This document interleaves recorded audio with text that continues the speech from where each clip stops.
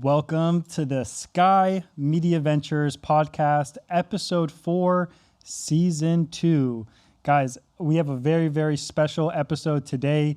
We have in the studio with us a young man named Justin, young entrepreneur, comes from a very fantastic family, and he's actually one of the most recorded drone pilots in all of Florida, hours recorded by the FAA.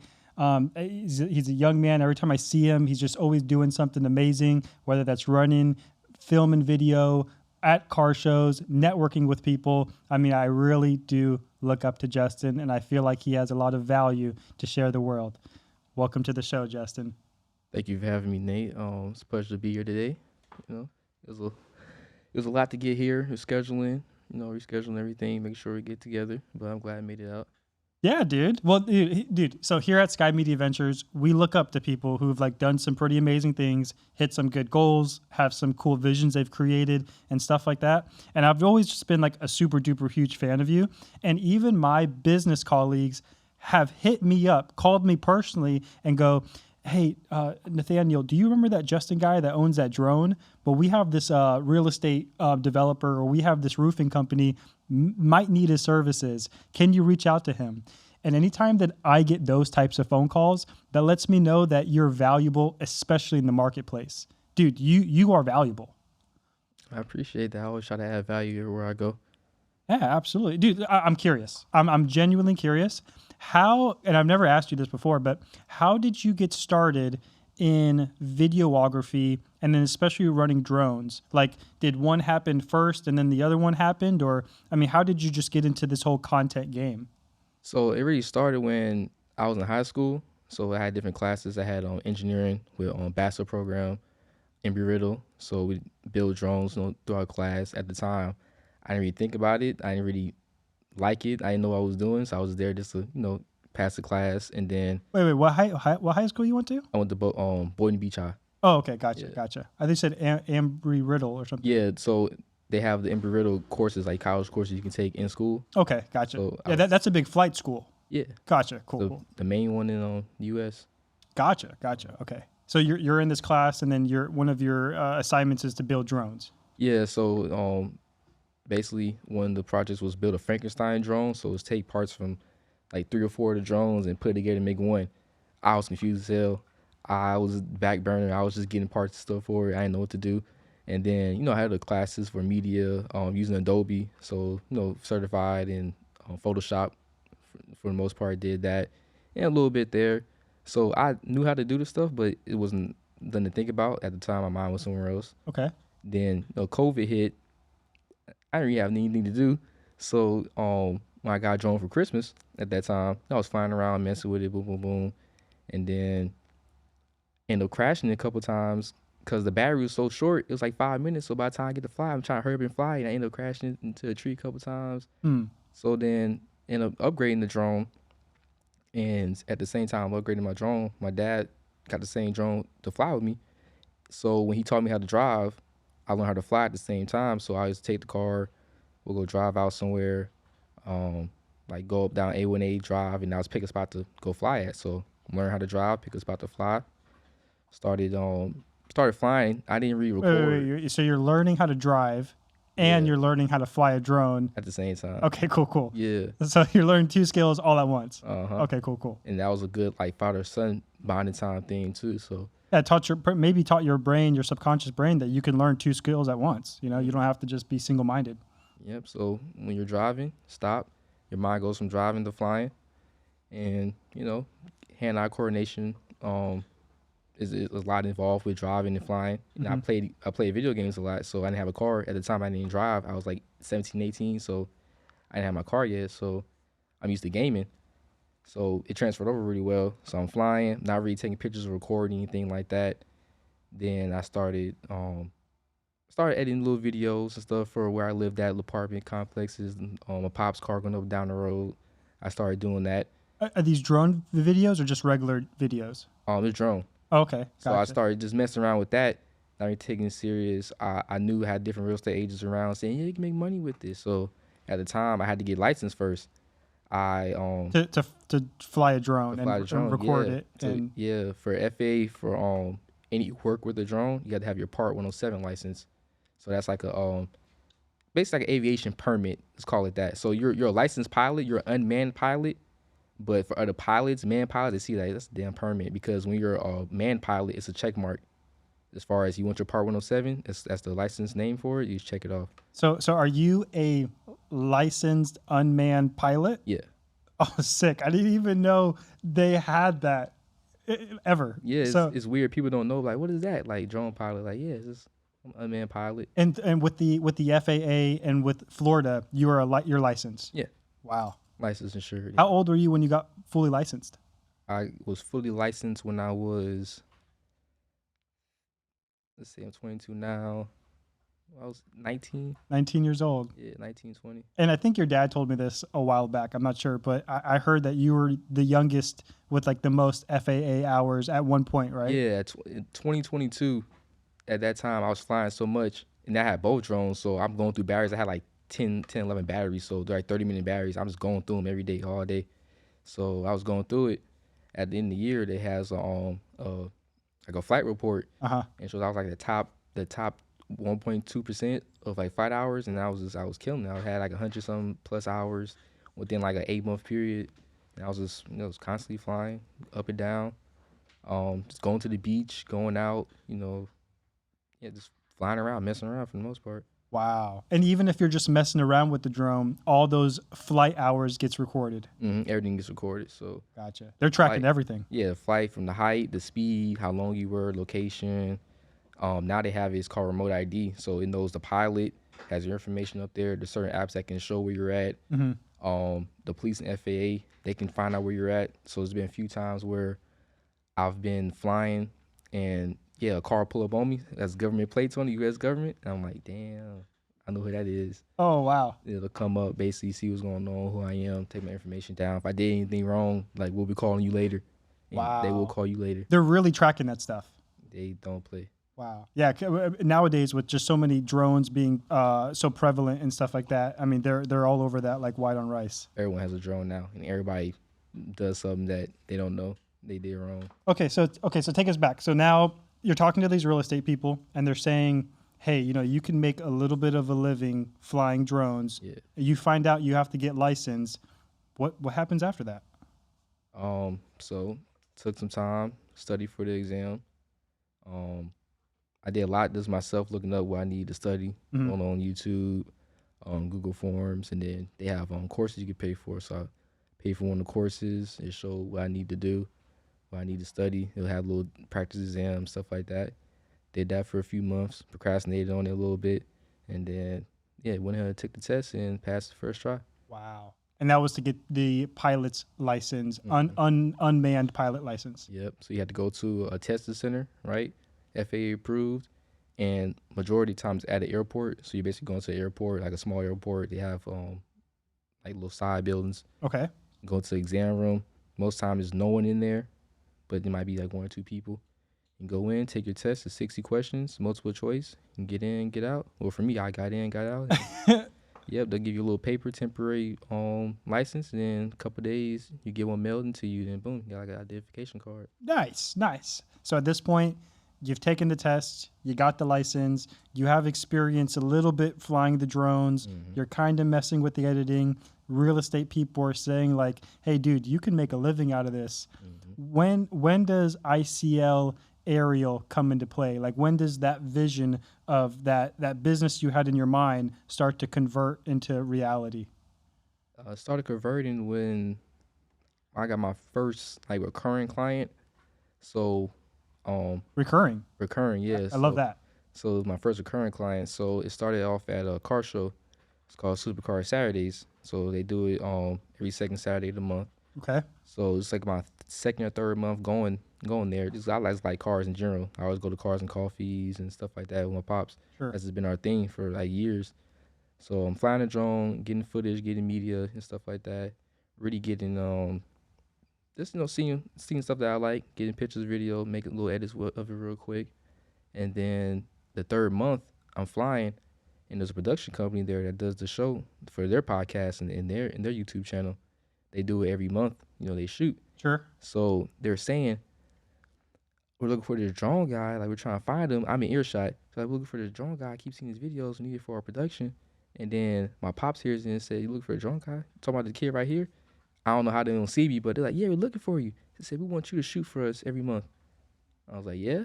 They're like, "Yeah, every month." I was like, "Okay, cool." So I sent them the footage that I have from that day, and then I talked to the cameraman, talked to him about like how the camera settings I have, what he likes to shoot at, flat profile, stuff like that. Got the specs of what I need to shoot, and then for the next like year and a half, 2 years, I just shot every month for a production company and went from there. Isn't that amazing how you could fill a need in the market and someone's going to find you? You didn't have to cold call. You didn't have to look out for someone. You didn't have to walk into businesses and network. They were looking for you.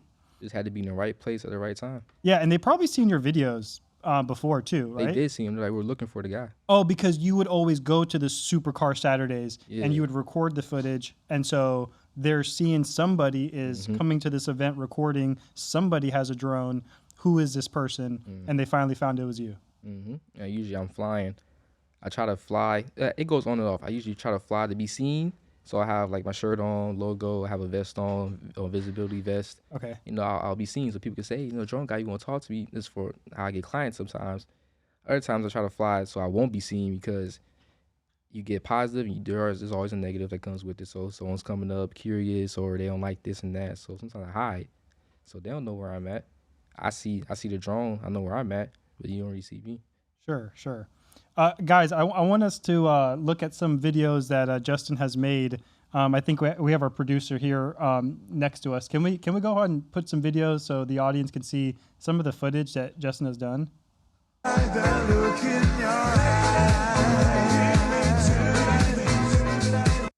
I know that it's true. I can tell by the look in your eyes. Can you do the second one? Dude, that's it.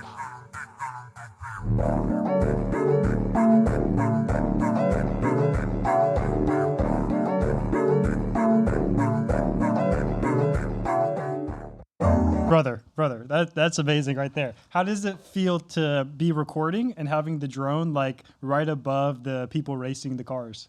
It's like you're making your own movie. Yeah, So I love that. when I go to shows, people, they talk about the show's amazing, boom, boom, boom, and they're there. For me, it's a totally different experience because I'm seeing it from up there, and you can't fathom or think about from the ground what it looks like up there for me. So I'm seeing everything. This looks like the cars, the smoke in the air. I'm seeing a car hit the dirt patch over here. The car's coming in. It's just with the sounds, it's always overstimulating, but it gets you into like a flow. Sure. And you know what? That was actually one of my questions. Now, I'm not a videographer, so this is all going to be for you. But when you're controlling that drone and you're looking at the video and you're right above those cars and those cars are racing, as an artist and as a content creator, what are you looking out for? Like to get the best shot or to get the best type of content for this customer or event? Like what goes through your mind that's a good shot or maybe not a good shot? Well, when it comes to for cars, the time of day, the lighting, where the sun is at, and the way the cars are moving. So they're getting information, when the car's getting ready to turn. I have it at a certain height because if you're too high, it looks like dots. No one wants to see that. If you get too low, you're almost at a phone or a camera. So you want to get that sweet point and the right camera tilt where everything flows together. So I'll pick a direction, I'll move that direction, and then I'll keep the camera locked in on the main subject, the main car. Sometimes I track the lead car, sometimes I track the rear or the middle, and it goes from there. So it's always a flow. I always mess around with it when I get there, so I always look around. I can visualize it when I'm on the ground. If I'm here, what it'll look like here, there. Once I get up there, I'll go from point to point. I go to this part of the venue, the other side, and then I find the right spot. That was the best spot. The other side had too many people. I can't fly over people. This side had the least amount of people, and it had the sun on the backdrop, so there was no shadows at the time. And when the sun goes down, it's a sunset, so I have the sun in the shot for that. So it just all flows together with editing. Is there a different type of day that works better for taking content? Like, is the mornings generally better than the evenings because of the lighting and the sunset? and the sunrise, excuse me. I like to do early mornings or evenings because midday the lighting is too harsh. Okay. It's too bright. For real estate, if you don't want any shadows, you do want to do it towards past high noon, where the least amount of shadows. Because for professional wise, you don't want any shadows in your pictures or videos.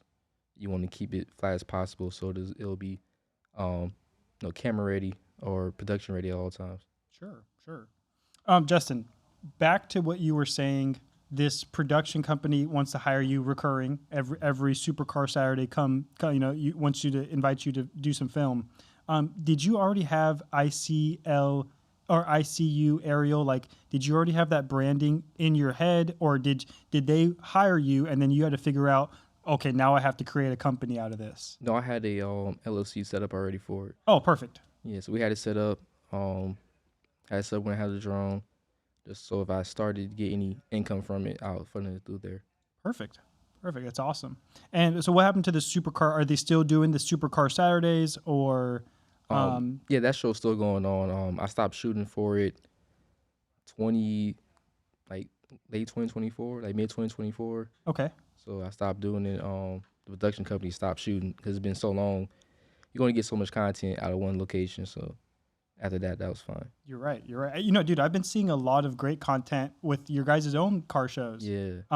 Tell us a little bit about that. If somebody's watching this, and a lot of our viewers are in South Florida, Palm Beach County, I mean, tell us about the car shows that you and your whole family host on for you guys. So we've hosted at different locations. We did gun shops, we did restaurants, we did clubs, stuff like that. But as currently, we're doing a Cars and Coffee for Delray Beach, and we're doing that for the Changing Lives Foundation. Okay, very good. So we got into that. Our friend wanted to do a show. He had a good idea of, hey man, you should do a car show. You know a whole bunch of car guys, from my business. Sure. Y'all should get together, find some people, and do a show. And we're like, okay, cool. So we started doing it. Did it for a couple months, changed venues a couple times, and then now you guys are on Congress in Atlantic? Yeah. Okay, cool. Nice. So now 5 minutes away from my house. I love that. Yeah, so we're in a good spot in Delray. It's high traffic, it's quiet. We make it a little noisy sometimes on the weekend. Sure. But it's all for good love and fun. Sure. Help the foundation out every month. That's amazing. The Changing Lives Foundation. Changing Lives Foundation, yeah. Amazing. So sometimes we'll have different charities come out as well. We'll have like a dog charity come out. We'll have back to school drives, Thanksgiving, Halloween. We're sponsored by Raising Cane's, so we give out food vouchers for everybody. Sometimes we have car wash vouchers for different car wash businesses will come out. So we always like to give back at the same time that we're giving back as well. Man, that's amazing. And I'm so glad that you guys give back to charities, charitable organizations like Changing Lives, because it's just helping out people who are disenfranchised. I think is really, really profound in today's day and age. I'm curious, whose idea was it to start the car shows? Because I think it's fabulous. I always love watching them, and you guys attract so many unique people, so many unique car owners. I mean, how does something like that even come to fruition? Really started off with just sitting at home. It started as a family discussion because every time we come home from work, we'll go to the living room and we're always together. We're always sitting there. We'll watch TV, we'll do work on the computer, stuff like that. So I love that. It was just a discussion of, start a car show, who will do what will be going on, location, venues, stuff like that. And a lot of stuff from previous discussions with people, networking, a lot of stuff's already set up. We just have to just be willing to do it. Right. So it's always something like, oh, we need a venue for a spot. I just call up this person and boom, have a location. Yeah, I guess you just need the venue spot and then just the promotion. The promotion, then the cars. And we know the people already personally. We'll go over, have barbecues with people. So our car shows are known for having exotics, classics, and street cars. So it's always a good mix. So it'll be a GT3 RS next to a Civic. It looks crazy, but we are open and we know everybody. So and you have that experience from from networking at the Supercar Saturdays. So that probably gave you a little bit of connections into that market, into that world. So now when you and your family are starting your own car show, you can say, hey, well, if you like going to Supercar Saturdays, you might like coming to Coffee and Donuts in Del Rey. Yeah, it kind of started off from there, but for my business, since I'm everywhere, from yacht companies to real estate agents, construction, I'm always around different fields. So it kind of came from my clientele and then from the work that my parents do, the people they've known in the past, and it started snowballing from there. Okay, gotcha. And I wanted to pivot for a second into that. We talked a lot about you diving into drones, that videography, recording for the cars and the car shows, Supercar Saturdays, your guys' own shows.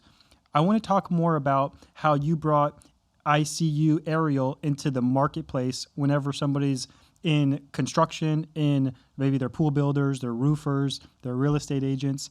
How did that whole market open up to you as a young man that has a drone business? How did you even get into that type of realm? Because I know from personal experience, I've had millionaires, quote unquote, reach out to me to try to get in contact with you. They said, Nathaniel, we're looking for that kid that does the drones, all the drone footage. Can you please get us in contact? And these are guys that are 6-7 figure guys. So I'm curious from your own perspective. Yes, you get this contract with Supercar Saturdays. You're going out there, they're recurring, you have this brand, but how did you break into the other industries that also could benefit off of drone footage? They call it networking, but I say opening your mouth and then having a support team. So Okay, I've always had that's your networking. I've always had my parents around me. When we're doing family stuff, because it is a family thing at the end of the day. They're always there behind me, helping me, talking to people, and then also I have a proof of concept. So everything sounds good when you're talking about it, but I have a proof of concept of this is what it'll look like. This can be your business, how it's shown to people, because everything's off of first impressions. So you were to have stuff you took on your phone, or you have a ground camera guy, or the full vision, the complete vision, from it being a flat ground to a whole development. So Okay. I'll have something to show them when I'm talking to them, and then recommendations and referrals. So if I could shoot someone's car well, make it look cinematic, what do you think I could do to your house, to your boat, To your yacht. Yeah. Yeah, okay. I'm curious. What do people normally use the footage for? Marketing, promotion, Okay. and memories. And memories, okay. When they market it, do you notice like do they boost the post on social media, or do they run those clips, those 30, 60, 90-second clips as ads? What have you noticed that they're doing with the footage that you're recording, and how are they marketing their business with that footage? What have you noticed that they mainly do with it? Because I have a couple ideas, but I'm kind of curious. They use it for everything. They use it for their YouTube. They use it for their website, Instagram, TikTok. They'll use it for everything. That will be their marketing, their promotion. Wow. So if I have a picture, they'll put their logo and information on it. That's their marketing. That's their flyers. That's them. Okay, and you could shoot a video that's like 10 minutes long if they paid for it? Yeah. Okay, gotcha. Anything you give it to me, I'll shoot it. For production companies, they just want raw footage. So I'll shoot 30 minutes of footage and just give it to them and call it a day. Wow. That's it. So they'll use it for everything. Curious, what kind of industry do you like working in the most? Other than cars, because I thought you might say cars, but in every other industry, what do you like working in? Really, the yachts. Yeah, it's Yeah. okay, cool. Why? Not that I don't like doing hard work. It's simple. I know where the boats are going to be at. It's always in Miami. It's 5% of the time it's in Palm Beach or Fort Lauderdale, in that area, in Broward. Okay. 5%. 95% of the time, Miami. Okay. So I know it's going to be on the river. I know how long the route is. I know we're going out, left or right. I know how long we're going to be docked for. No one rents a boat less than 4 hours. So it's either from 4 to 6, maybe 8 hours. Is it usually their boats, or is it like they're renting out a boat? It's always a rental. Okay. Either a rental for the lifestyle shoots, or for the charter company. that someone else is renting out. Okay. So it's either charter company, I want you to shoot our clients on the boat, or it's, hey, I want you to shoot me on the boat for my YouTube channel, for my lifestyle stuff, Okay, gotcha. marketing. Yeah. So when we see these people on social media with these yachts, usually a good percentage of times, you know that they probably don't own the yacht. They're probably just renting it out. Yeah, the people who want to be recorded on a yacht never really own a yacht.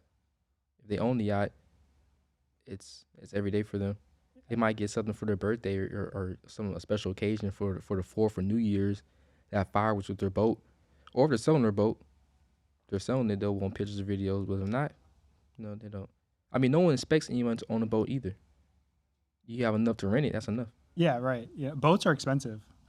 We just had somebody on the show last week. His name was Nick Delory. He's part of a boat club where he pays like X amount every month. Doesn't own the boat. He doesn't have to pay insurance on the boat, but he's part of a club, and he has to pay $400 a month or something like that. Yeah, boat rentals for 4 hours can be $1,500. Justin, let me ask you something. Have you ever worked with a pool builder or a pool contractor? I've did one. I've did one. You did one? Yeah. Okay. What company was it for? I don't remember the name. Oh, okay. Gotcha. I never remember the name of companies. I just know, okay, I shot her on this month, this year, and I did something with the pool. Yeah. That's awesome. How did that go? The reason why I ask is Sky Media Ventures, we work with a plethora of different industries, but we mainly work with like pool builders, contractors. And I know they will sometimes have beautiful aerial footage of the pools, pool deck, patio, all that area. How was your experience with working with that pool company? Oh, it was fine. It was simple. I just took pictures. That was it. It was before and after. Oh, okay. Before, it was trashy pool. After, it was finished. That was it. Oh, okay. Gotcha. It was a quick shoot and go. Took like 20 minutes. Gotcha. Cool. Justin, I'm curious. Being a young entrepreneur like yourself and having a skill that's you're doing videos, especially drone videos, and you're networking with these high network business owners and then people wanting you to record them on these rented yachts and stuff. What has that taught you about business? Just like in general, first thing that pops in mind, you've had 22 years of experience under your belt. What have you learned from business by networking with all these people and recording all this footage, all this videography for all these individuals and business owners? For business, just sell yourself. Open your mouth. Say what you're useful for. Because you're not useful, what are you around for? Sure. So just be a useful person, have a good skill, or know someone who can do it. You can make money off of just referrals and connecting people together. They'll give you commission off connection. Sure. So just be useful, know someone useful. Okay, that's good advice. Second question, Justin, I have nieces and nephews who they're going to be 19 soon. They're maybe 16, 17 now. They want to become young entrepreneurs maybe one day. If you had to give them some advice to their 18 or 19-year-old self, I know you're only 22, but I don't know too many 22-year-olds with businesses who do exceptional amount of fantastic work that you've done. So if you had to give somebody a little bit of advice at 18, 19, they're trying to start a little part-time gig, what kind of advice would you kind of tell them? Just maybe a couple things here and there. Take advantage of your circumstances. So if you live at home, you can go home every night. That's one less stress. Yeah, that's a big one. If you have a vehicle, transportation, use that. If your personality-wise, if people gravitate towards you naturally, use that. Go into a field where personality is needed. Just any advantages that you have, just use it. If you know you're better at this than someone else, sell yourself. Don't talk down anybody else's business, but say, hey, I can do this better. I can do this faster. Sure. And just keep going for it. Try it out. I like that. You said a lot of gold right there. And I think we mentioned changing lives earlier. I love that because I think some people, when they look at their life, they're like, I'm not happy because I'm not where I want to be. But then all they have to do is go volunteer at a place like Changing Lives and kind of recognize, hey, even though I'm not where I want to be, I'm in a situation that's a lot better than most people. And, Changing Lives, we're helping people. We're helping, the homeless and people who are disenfranchised. And we love volunteering in that area. But I think sometimes people have to take in perspective that, like you said, they have a support system. they're going home every day. They are taking advantage of their situation. Whereas so many people, even around here, Boca Raton, they don't have all that. So I think that was really wise for you to say that. It's something you always think about. Yeah, this is hard. I need more memory cards. This one's not fast enough. My computer isn't fast enough. Use what you have. Yeah. So people don't even have the option. They're going to work at the Dollar Tree and they're going home to, water might not be on tonight. My car, they don't have a car. Make sure my mom's car starts in the morning. Stuff like that. So always take advantage. Be grateful. Everyone's circumstance is different. Justin, you and I are very similar in the fact that we have a mom and dad who's very supportive in what we do. And a lot of people sometimes don't have that situation, that leverage, and that love, that unconditional love. How has family, what's your value on family? How valuable is that to you?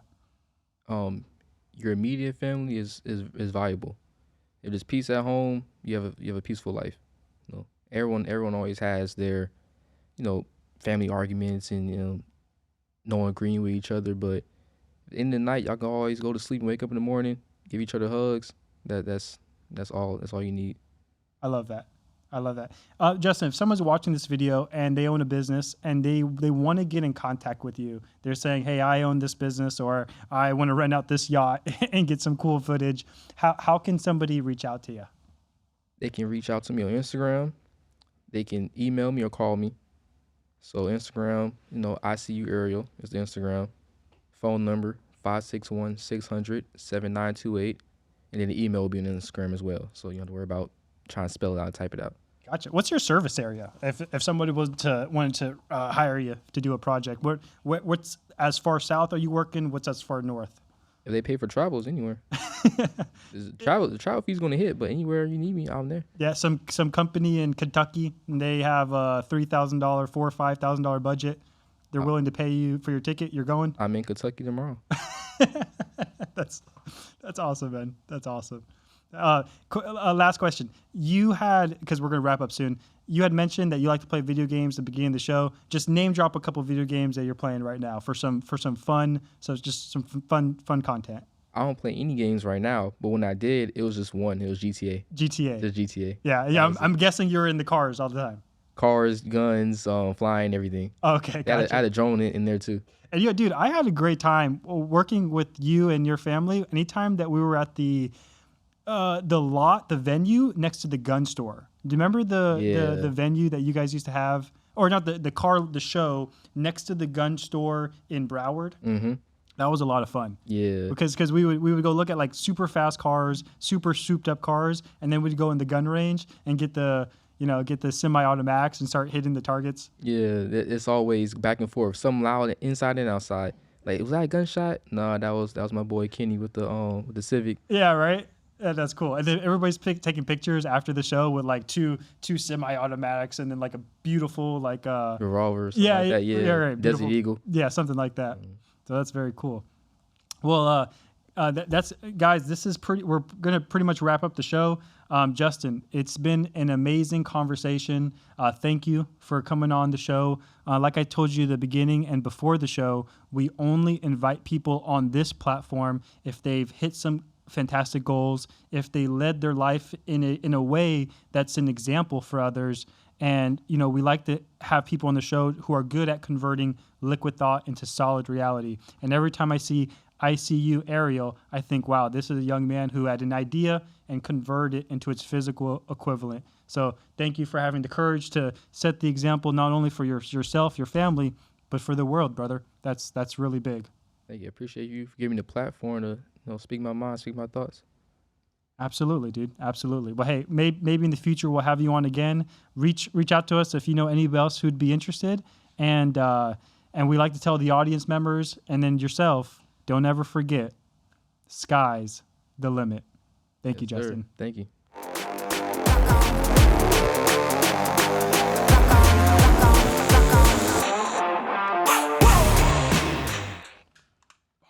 Oh, you did good, bro. You did great. Hey, how's it going? You didn't tell me your mom was coming?